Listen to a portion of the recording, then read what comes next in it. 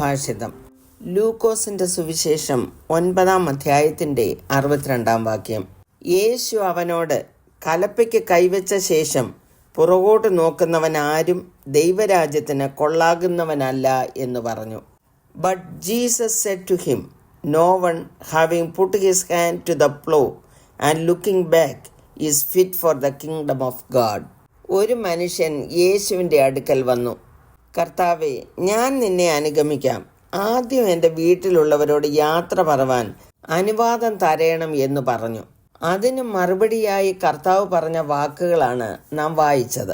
ഈ വാക്യത്തിൽ നിന്നുകൊണ്ട് ദൈവരാജ്യം എന്താണെന്നും ദൈവരാജ്യത്തിന് കൊള്ളാകുന്നവരാരൊക്കെയാണെന്നും ചിന്തിക്കാൻ താല്പര്യപ്പെടുന്നു. യേശു തൻ്റെ ഐഹിക കാലത്ത് ഏറിയ പങ്കും ദൈവരാജ്യത്തെക്കുറിച്ചാണ് പഠിപ്പിച്ചത്.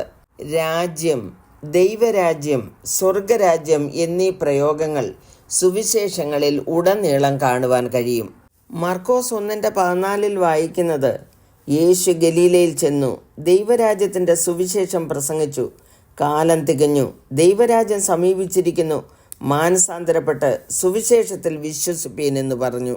സുവിശേഷം എന്താണെന്ന് പൗലോസ് 2 തിമോഥെയോസ് 2:8 വാക്യത്തിൽ എഴുതിയിരിക്കുന്നു.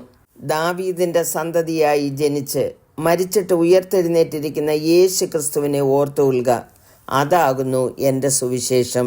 ദൈവരാജ്യം എപ്പോൾ വരുമെന്ന് പരീശന്മാർ യേശുവിനോട് ചോദിച്ചപ്പോൾ അവിടുന്ന് നൽകിയ മറുപടി ലൂക്കോസ് 17:21 വായിക്കുന്നത്, ദൈവരാജ്യം കാണത്തക്കവണ്ണമല്ല വരുന്നത്, ഇതാ ഇവിടെയെന്നും അതാ അവിടെയെന്നും പറയുകയുമില്ല, ദൈവരാജ്യം നിങ്ങളുടെ ഇടയിൽ തന്നെ ഉണ്ടല്ലോ എന്നവൻ ഉത്തരം പറഞ്ഞു. ദൈവരാജ്യം ഭാവിയിൽ ഉണ്ടാകുവാനുള്ള ഒന്നല്ല. ക്രിസ്തുവിന്റെ വരവിൽ ഭൂമിയിൽ സ്ഥാപിതമായതാണ് ദൈവരാജ്യം അഥവാ സ്വർഗരാജ്യം. ക്രിസ്തുവിന്റെ ശരീര സാന്നിധ്യത്തിൽ ദൈവരാജ്യം അവരുടെ ഇടയിൽ തന്നെ ഉണ്ടായിരുന്നു.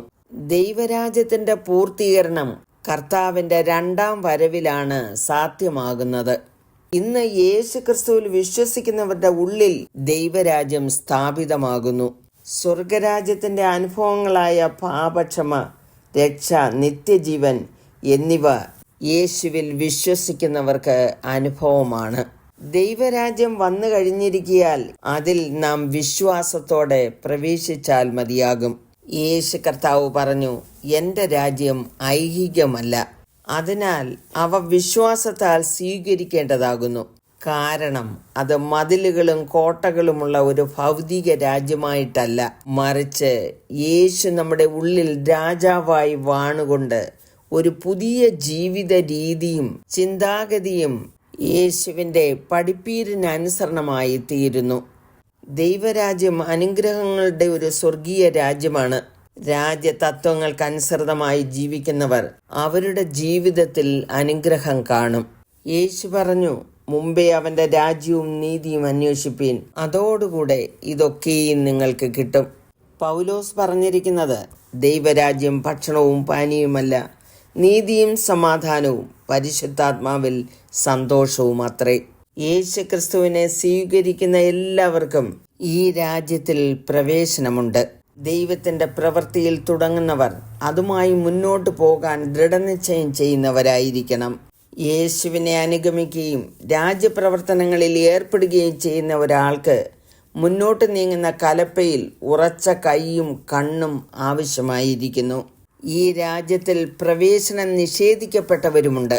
1 കൊരിന്ത്യർ 6:9 മുതൽ വായിക്കുന്നത്, അന്യായം ചെയ്യുന്നവർ ദൈവരാജ്യം അവകാശമാക്കുകയില്ല എന്ന് അറിയുന്നില്ലയോ? നിങ്ങളെ തന്നെ വഞ്ചിക്കാതിരിപ്പീൻ. ദുർനടപ്പുകാർ, വിഗ്രഹാരാധികൾ, വ്യഭിചാരികൾ, സ്വയഭോഗികൾ, പുരുഷകാമികൾ, കള്ളന്മാർ, അത്യാഗ്രഹികൾ, മദ്യപാന്മാർ, വാവിഷ്ഠാണക്കാർ, പിടിച്ചുപറിക്കാർ എന്നിവർ ദൈവരാജ്യം അവകാശമാക്കുകയില്ല. യേശുവിൻ്റെ വാക്കുകൾ കേൾക്കൂ.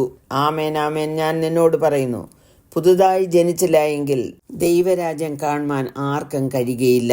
എന്നോട് കർത്താവേ കർത്താവേ എന്ന് പറയുന്നവന ഏവനുമല്ല, സ്വർഗസ്ഥനായ എൻ്റെ പിതാവിൻ്റെ ഇഷ്ടം ചെയ്യുന്നവനത്രേ സ്വർഗരാജ്യത്തിൽ കടക്കുന്നത്. ആകയാൽ സമർപ്പിച്ച് പ്രാർത്ഥിക്കാം. കരുണയുള്ള പിതാവേ, ഞങ്ങൾ സുവിശേഷത്തിൽ വിശ്വസിക്കുന്നു. സ്വർഗരാജ്യത്തിലേക്ക് അടിയങ്ങളെയും ചേർത്ത് കൊള്ളണമേ എന്ന് യേശുവിൻ്റെ നാമത്തിൽ അപേക്ഷിക്കുന്നു. കേൾക്കണമേ. ആമേൻ.